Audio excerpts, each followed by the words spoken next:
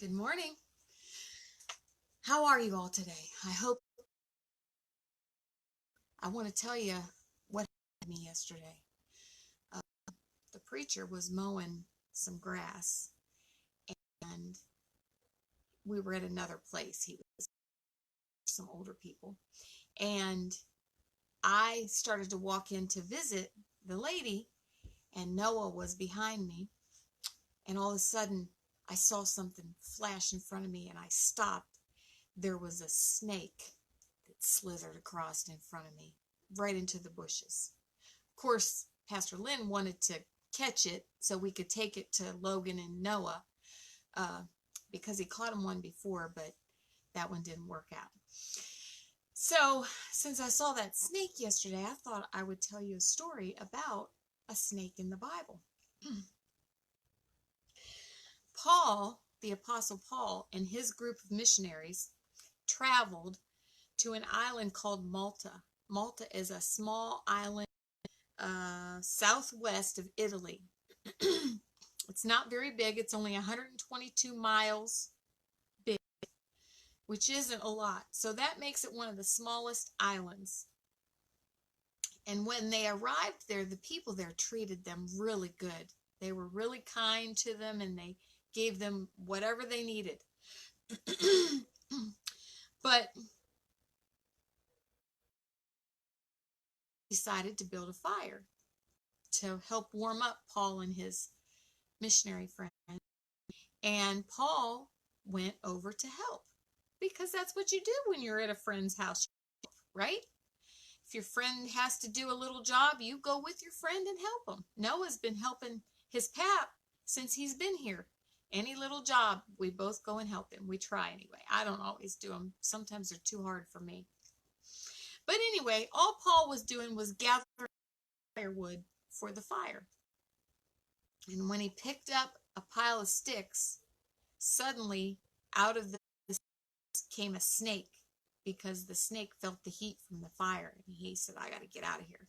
But he didn't do like that snake I told you I saw yesterday. Bit Paul's hand and held on tight. And guess what Paul did? Well, the Bible says in Acts 28:5-6, Paul shook the snake off into the fire and was not hurt. The people thought he would swell up or even die. So they waited and watched.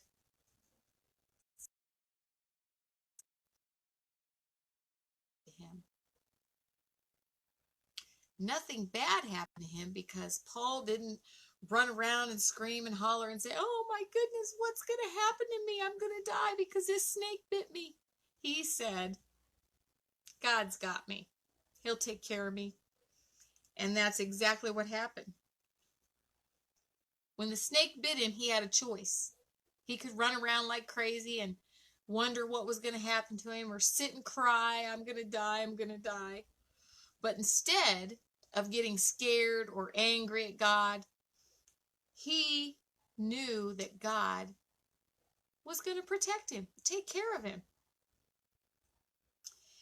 And nothing bad happened to Paul, because God was right there with him.